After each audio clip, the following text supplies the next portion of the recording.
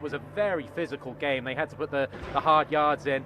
As I said, yeah, on reflection, after the initial disappointment, I was more than happy with that point on Saturday, and it becomes a very, very good point if Cardiff City can win tonight against a very decent and on-the-up Derby County team. Perhaps what was most noticeable, Cardiff have finished games strongly in recent weeks. They've taken points where perhaps in previous games they'd have had to settle for a draw during that winning run. The second win just wasn't there. Once the equaliser went in, Cardiff were second best, weren't they? And they were hanging on for that point a little. They were, but they showed character, and you and I have discussed it both on and off character, the fact that unfortunately for Neil Harris, he would win games, but then he couldn't turn losses into draws, and that was maybe where the biggest differential came and his downfall, and that's why we were falling further and further behind the playoff picture. So that's why I say again, look, hindsight's a wonderful thing, but I'm sure if you ask 99.9% of Cardiff City fans, from a week where you go away to both Bournemouth and Middlesbrough, you come away with 4 points, then I'm sure we'd all be happy. I was happy, and as I say, it becomes a very good point if we can turn it into 3 this evening. Well, no surprise then that Cardiff make changes. Mick McCarthy makes 2 changes to the first team this evening, and they're the ones that we expected. Josh Murphy and Harry Wilson both dropping out for their second half replacements from the weekend in the form of Leandro Bacuna and Shea Ojo, who come in to start. John, a strengthened bench with the return of Rolls, of Hoylett, of Johnny Williams now fit, but Mick McCarthy sticking with those who have served him well so far. Absolutely right. I don't think at the moment you can change the back 7 or the back 6, I should say. You know, Dylan Phillips, who's just been exceptional since coming in for Alex Smithies. The back 3 will be the back 3, the centre halves, unless something drastic happens, and Perry Ng and Joe Bennett complement them so much. So I don't think any changes are going to be made there. Mick McCarthy sticking with Pack and Rawls in midfield. I wonder whether we might see Joe Rawls come back in, only because Marlon Pack is maybe the wrong side of 30, and I wondered whether the fresh legs of Joe Rawls would be an option there. But Marlon Pack, if Cardiff have a lot of the ball tonight, Marlon Pack is probably the best ball-playing midfielder that Cardiff City have. I wonder whether we might see Johnny Williams, and you and I discussed this before the game, just really a shot in the arm, a bright spark. Leandro Bacuna's a great player, but in terms of creativity, opening up the game, I did think that Johnny Williams would come in. We expected Wilson and Murphy to drop out simply because they've done so many hard yards, not because of form, not because of any drop-off in performance, simply because of the hard yards they've done. I expected Ojo. I thought it might be Ojo and Johnny Williams. Leandro Bacuna will give you a lot of energy in there, of course, and if he needs to drop in to make a midfield 3, if he needs to win that battle, he can do. And I think Kiefer Moore's going to play unless you shoot a dart gun at Kiefer Moore.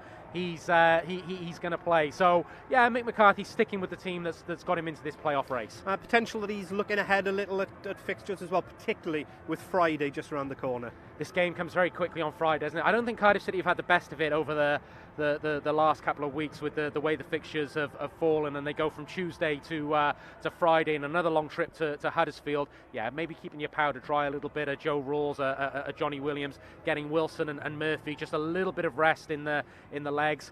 Don't know whether they'll be needed tonight. Hopefully, fingers crossed, Cardiff City can put a lead in place that perhaps Wilson and Murphy aren't called upon tonight. So maybe it's Mick McCarthy looking ahead to fixtures. But you can't look past this game, Ash. Derby County, if Wayne Rooney had been in charge all season, they're showing top 6 form. So this is going to be a very difficult game tonight. Well, in terms of Wayne Rooney and Derby, an apology, they're going to have to check my notes on this one. They make 6 changes, all in all, from that tough draw with near rivals Nottingham Forest on the weekend. David Marshall, former Bluebirds legend, misses out with a back problem, so Kelly Roos deputises in goals, as he did in the reverse fixture between these two clubs. And then in come George Edmondson, the Rangers loanee. He comes into a back 3 this evening for the Rams. Manchester United loanee Ted Mengi starts at right wing back. Everton loanee Benny Beningme starts alongside Graham Shinney in the middle of the park, and the front 3 consists of Kamil Joviak, Louis Sibley and former Neil Harris favourite Lee Gregory. That's a lot of change. Rooney clearly worried about fatigue. He is indeed, and you know, doing your research before the game, it's not a big squad that Derby had. They had to make those 5 loan signings on transfer deadline day. There's a little bit of grey area in the background at the moment regarding the takeover. They've lost some key players to injury, particularly Bielik, who, the former Arsenal player, I think is a great player, either centre half or central midfielder in this division. So it's not the biggest squad. He is worried about fatigue. It looks like it's a 3-4-3. I think without the ball, it'll be a 5-4-1. I think it'll be very protective and challenge Cardiff City to try and break them down. So I think Wayne Rooney is looking for that typical pragmatic away performance of containing Cardiff City and then looking to hit on the break. And Lee Gregory, we know all about. He can be a good platform for Derby. If you get balls in and around his chest, he can hold it up and allow players to join. So yeah, interesting for Wayne Rooney tonight. I thought they were impressive against Forest on Friday, watching the game, and Colin Kazim-Richards, probably not someone you'd expect to start a lot of games, has been their focal point this year. 7 goals, and he scored a stunner on Friday night, but at 34 years of age, he's dropped out. So yeah, it looks like Wayne Rooney, similar to Mick McCarthy, is just looking to protect the squad for battles to come. They've got Coventry on Saturday. They might be looking at that as perhaps a more important game where they need their key horses ready to go. You're looking ahead to Coventry there. I'm going to take you back a week. Wayne Rooney went 3 at the back to match up Huddersfield a week ago and ditched it after 45 minutes. All right, they were a goal up. They eventually saw out the game 2-0. But he saw something that wasn't working against Huddersfield, and he abandoned this formation at half-time. He's gone back to it this evening. Well, I think it's just a case, we're seeing it week in, week out now since Cardiff have been on this good run of teams trying to match Cardiff up. I think we'll see Derby trying to maybe get that extra body in midfield as well, or a centre-half stepping forward to create an overload to try and cause problems for Pack and Volks. We saw that in the early stages at Middlesbrough on Saturday. Cardiff looked to address that as the game went on. So yeah, don't be surprised to see an extra centre-half in there to solidify the back line, but maybe a George Edmondson or an Andre Wisdom stepping forward then to create a little bit of an overload in midfield and creating those problems for Pack and Vogt. Edmondson, yeah, he was not trusted after the game against Huddersfield. He was taken out. Be interesting to see how the Rangers loanee responds to that tonight. But I think at the moment it's just all about Cardiff City. It's that momentum. It's coming back with that confidence. The home form has been good lately, and again we go back to it. The first goal, and if Cardiff City get the first goal tonight, it's a knack they've got under Mick McCarthy. They didn't have it under Neil Harris. It's making all the difference in their season. It certainly is. 2 teams to lesser extent of each other who will be really ruining their start to this season. Thankfully, this run under Mick McCarthy has put Cardiff City right back in the playoff hunt, and this is what the manager had to say yesterday. Delighted to be back at home after such a long travelling week before. So how's the squad winning this one? All come through Borough okay? Yeah, everybody's all right, no injuries, just a few tired legs of course, having played Wednesday and Saturday and travelled, but yeah, they're all okay. Yeah, of course. And we know Derby are in good form, but there must be a good degree of confidence in the Cardiff squad at the minute. Absolutely, yeah, they are. They're behind me, the Derby players. They've won 6 out of the last 8 or 9 or something. They've been going well. It should be a good game. Looking forward to 2 teams that are in form. Yeah, and we know, skipper Sean Morrison, he's leading by example at the minute. It must be nice to have characters like him in the squad. Yeah, you need that kind of experience, and he's been here for a long time, of course. I mean, the club means a lot to him. And he's been great ever since I've walked through the door. He's a leader, I always thought he was, and he's turned out to be the leader that I thought he was. Yeah, exactly. It must be nice to be back here tonight, back in Cardiff after travelling what the loud fan breadth of the country in the last week. Of course, yeah. It's just so sterile though without fans. We need the fans back in because we're making such a difference tonight. If we got our supporters in, of course they do have fans with the run they're on.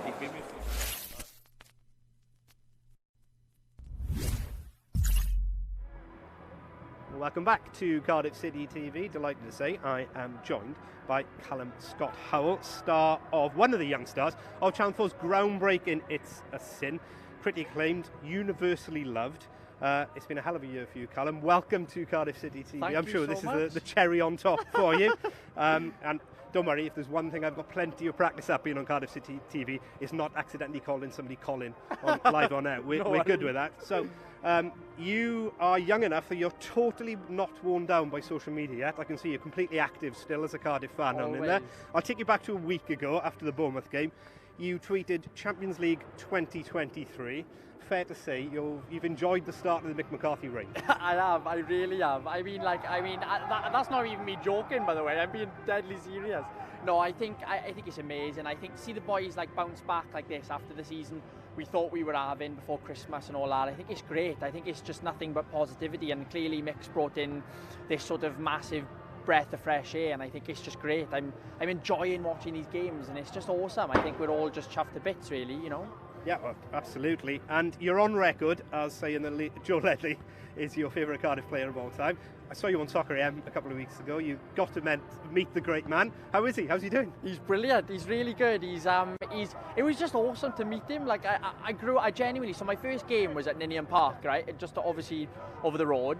It was in 2009 against Nottingham Forest, and he was playing, you know. It was like, you know, that was the Dave Jones era, you know. So it was you know, it was mad to meet him because I love Joe. I think he's awesome. So to meet him and then, you know, in the back room, in the green room with Fenners and all the lads, it was just brilliant. It was just awesome, and he's doing good. I'll let him know you're asking about him. He's a good egg, Joe. He's served us well over his time. Now, you're a season ticket holder, have been for many a year, I know that. Just how tough has it been being kept away from this place and being reliant on our streams for the last, year now almost, and I apologise for our involvement in that, you know. Don't be silly, you know, you're great. In a way, I'm sort of starstruck to finally see you. No, it's been amazing, you know, as in terms of the streaming, you know, to have those, I think is great, you know, but you know, it's better than not seeing any football at all. Obviously, I'm missing the stadium. Being here today is great, but it's a shame not to have any of the fans. I mean, you guys are probably missing it as well. I guess I just want to be back. I think we all do. I want to be back in the stadium, watching the boys, like hearing all the fans. You know, I think we're all missing it, and hopefully not long now. We'll be back in here enjoying all the football and get behind the boys. We can but hope. That if you look at the dates of the roadmaps that the government have laid out, those playoff dates are looking pretty tasty, aren't they? Well, in the Premier League, and I think we'll have to watch in the Premier League and then the Champions League. So. Fresh out of uni, pretty much, plucked straight by Russell T Davies into the drama. You're off the back of this huge moment for your career, and now the industry, if not at a standstill, is crawling, let's say. There's a lot of parallels, isn't there, between the arts industry at the moment and grassroots football?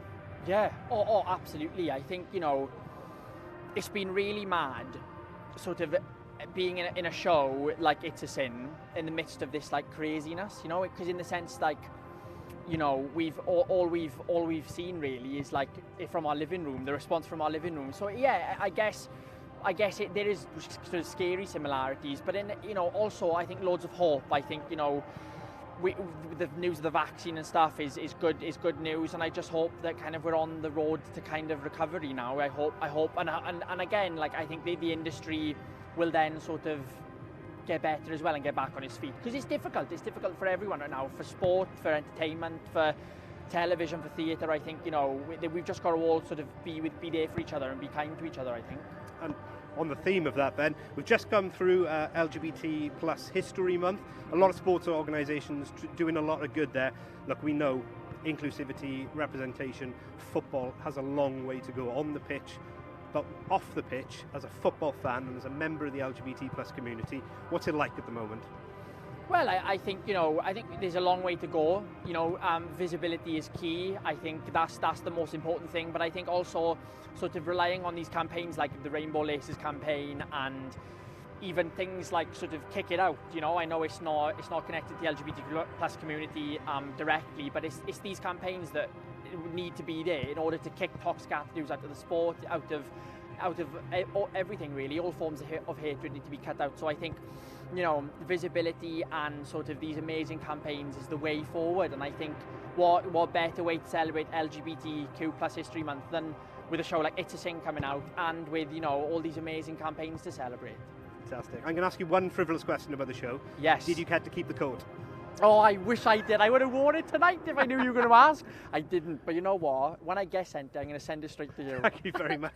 My grandfather had one exactly like that. I bet he did. That's why I asked you. Thank you for joining us, Callum. Sorry it's been so brief. No worries. And all of you, call to arms if you yet if you're in the tiny minority who have yet to watch the show, then please do so. It's on All4. It's broken all records so far. Just block out some time in your diary. You're going to need the whole 5 hours to watch the whole show in once, I will say that, because it really is extraordinary. Right, that's it for pre-match. We are 13 minutes away from kick-off here this evening for the Bluebirds' home match with Derby County. Next time you see me, I will be back live on commentary with Mark Denham. Until then, my colleague Jamie De Cruz caught up earlier this afternoon with Cardiff captain Sean Morrison. This is what he had to say. Hey Moz, how were the bodies after that tough match against Borough on the weekend? Yeah, tired. It was a tough week last week with, the schedule's been very tough this season anyway, but last week was tough to go. 2 away games on the bounce, Wednesday, Saturday. And to pick up 4 points, I think we were happy, but the state of the game, we were getting into the 80th minute 1-0 up, probably not deserving to be 1-0 up, but we would have liked to have closed the game out. But to come away with a point after beating Bournemouth in the week we were very happy, but we just had to regroup and we go again today. You all seem, not just the back five, you all seem to enjoy defending and keeping that clean sheet. Yeah, it's huge. Look, strikers get credited with goals and defenders and goalkeepers get credited with clean sheets. We get judged on that. But as a whole team, a clean sheet, we've got to take that as a team. It starts from the front, and I think you can see, especially from the Bournemouth game, I know we didn't keep a clean sheet, but the pressing from the front from Kiefer, Harry, Shea when he come on, Josh, those boys are vital to us defending as a team, and they make our job a lot easier as a back four. Derby under Rooney seem to have played better football, and Marshy back. How do you see him facing up today? I think it's going to be a tough game. They've been in some good form. They're one of the form teams alongside us this season, the last month or so.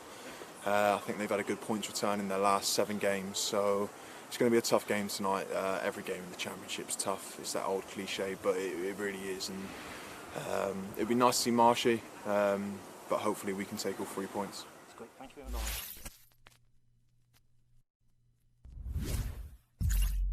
Top 5 in association with the Big Yellow Self-Storage Company.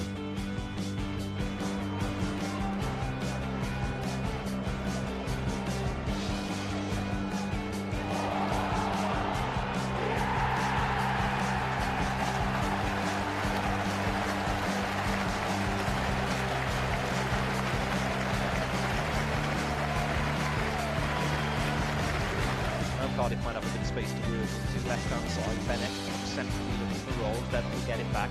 Chance for Bennett to swing this in, looking for the Dean. The ball will find Patterson, edge of the area! What a finish! Callum Patterson!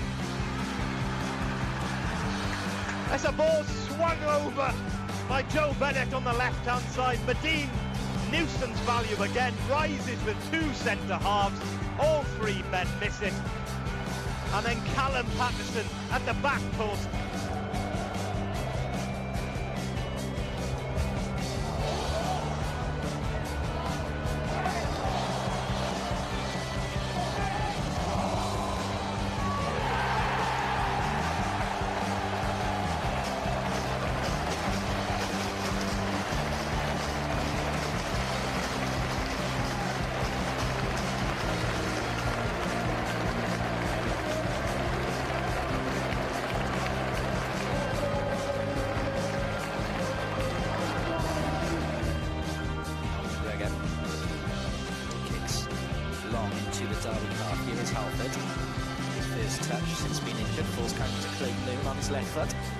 Craig Noon makes it 3-2 Cardiff, and it's one of those Noon goals.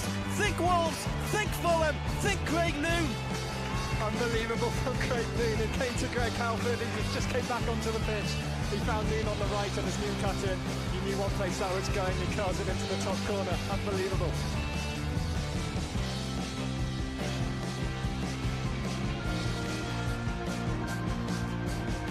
Pressure on. Got Mason putting pressure on Fielding. Hudson shoots from distance. What an effort! What a goal! What a goal! Unbelievable goal from the captain! Oh, would you believe it?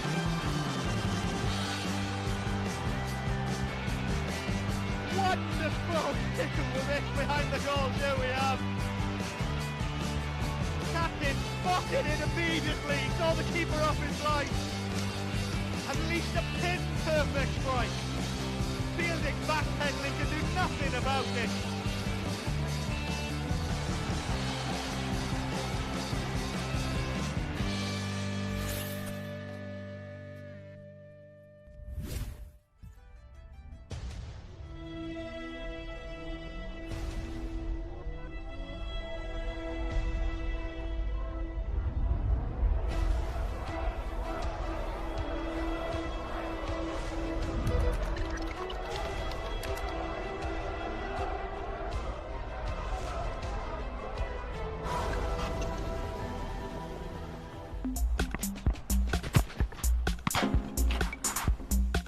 For more behind-the-scenes content, download the Cardiff City Google extension for your home browser.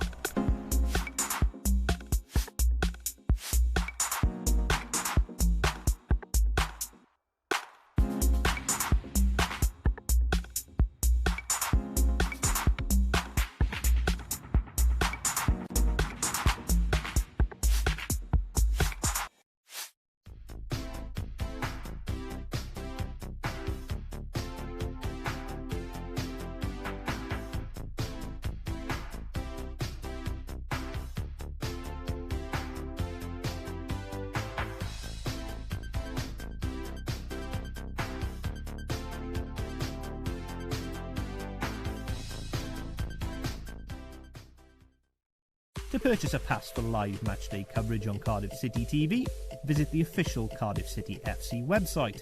Once logged into your Bluebirds Club account, navigate to Club TV and select Buy Packages. Select the pass you wish to purchase and click Buy Now. Next, fill in your payment details and click Submit Payment.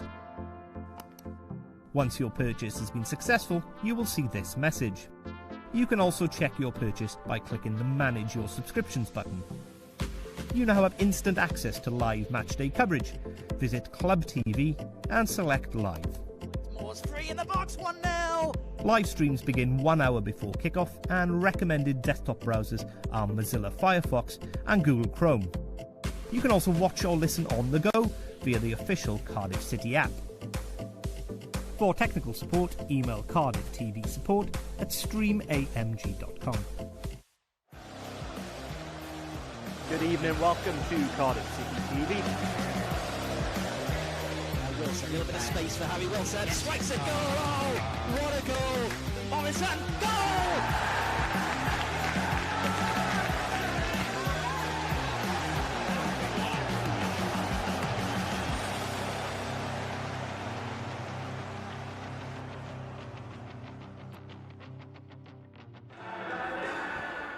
Good evening and belated happy St David's Day here from Cardiff City Stadium. The Bluebirds hosting Derby County this evening. 7 o'clock kickoff here in the Sky Bet Championship. The Bluebirds looking for what would be a 10th game in fact, without defeat under Mick McCarthy. A tough old battle at the Riverside, a 1-1 draw on Saturday.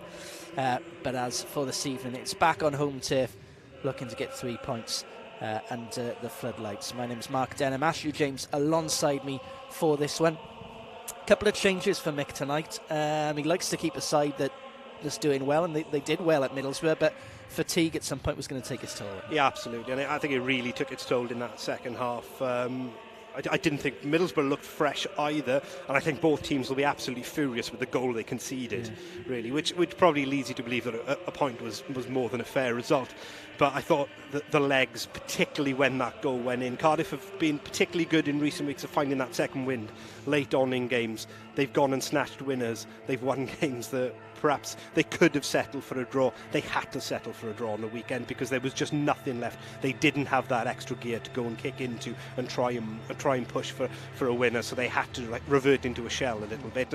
And we've seen that, as you said, in the team selection this evening. I think it was the two changes we expected: Harry Wilson and Josh Murphy dropping out, Shea Ojo and Leandro Bacuna coming in. The two second half replacements for those players at the weekend. They were the changes we expected. A lot of hard yards being run by those two number 10s in the last few weeks. I thought maybe Mick might have rolled the dice and gone with Johnny Williams perhaps this evening, who's still on the bench.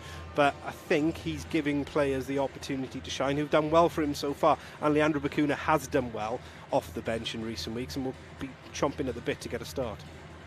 All change for Derby as well. No David Marshall in goal. He's got a back injury, so it won't be a return for Marshy this evening. Which I'm always pleased about. He's one of those players that I hate seeing him opposition colours, so I'm glad. We just know what he's capable of, don't you, on any given evening? He's always going to be a Cardiff City player to my mind. I don't want to see him in another team's colours. But he's out tonight, and 5 other changes in addition to that for a number of reasons. Selection fatigue, whatever you want to call it. Yeah, Kelleroos comes in most notably for David Marshall, deputises for the former Bluebird, as he did in the reverse fixture at Pride Park earlier in the season. He's played 5 championship fixtures this year, Kelleroos. He's only conceded 2 goals, and one of those was Kiefer Moore's equaliser at Pride Park. He's a good keeper in his own right, but you're right, he's no David Marshall. So it'd be interesting to see. Elsewhere, look, they don't have a big squad, Derby. They've got a lot of long-term injuries. Christian Bielik doing a second ACL in the space of a year is horrendous for the lad, for Derby as a club. You know, he's a really talented player, and he was doing a really important job for them in the middle of the park. And I think the form turned around. The form did turn around when Wayne Rooney got the job. I think he's had an impact. He's done a good job there, but it really turned around when Bielik was able to come back into that middle of the park, and they don't have him obviously here this evening. Interestingly, the other change is that he's gone back. Wayne Rooney's gone back to a back 5. They're not the first team that are going to try and play a back 5 to counteract Cardiff and match up. We've seen it work okay for teams like Middlesbrough the weekend. We've seen it work particularly badly for teams like Luton and Preston in recent weeks as well. Now, Derby went to a back 3, back 5, whatever you want to call it, a week ago in their game against Huddersfield, and Rooney abandoned that at half-time. All right, they were already a goal up, and they saw out the game to 2-0. But whatever it wasn't working for Derby a week ago, but he's gone back to it again this evening. 6 wins in the last 10 for the Rams. It has been a significant improvement under the former England captain Wayne Rooney. He played his part here towards the tail end of last season. Don't ask me what month it was. I barely know what day of the week it is during lockdown, let alone what month we played Derby towards the end of last season. It was something like July. But that 2-1 defeat. Wayne Rooney still a player then, of course, with a critical error, it must be said, in the game that allowed Lee Tomlin through to score the winner. Tonight, there are no boots on Wayne Rooney. Instead, he's got a pair of trainers on, and he's casually having a chat with Mick McCarthy in the dugout as we speak. It's going to take some getting used to, isn't it? Wayne Rooney, the manager. He's a day older than me. I know that. This is really going to take some getting used to. I'm now at the point where people my age are retiring and becoming managers. I think people think you and I are one and the same, really, Ash, but I'll just pretend I'm the same age as you and just get away with it a little bit. That's better. Anyway, that's enough of us talking. Let's have a look at the teams. There's the Derby lineup there. That's pretty much the shape, Ash, but yeah, it will be. The front 3 and how they defend is going to be really interesting. Edmondson did well in that game against Huddersfield, got the goal and then got the hook at half-time, so he wouldn't have been happy with that. Interesting to see Beningme getting the start in the middle of the park, Teton Mengi coming in at right wing back as well. There's some young blood coming into this team, and it's a young squad anyway. You know, this isn't a team in Derby that have been afraid about throwing kids in for important games in recent seasons, and that man there, Louis Sibley, was an absolute revelation in the second half of last season. He hasn't been anywhere near replicating that this season, but he gets the start this evening. Derby in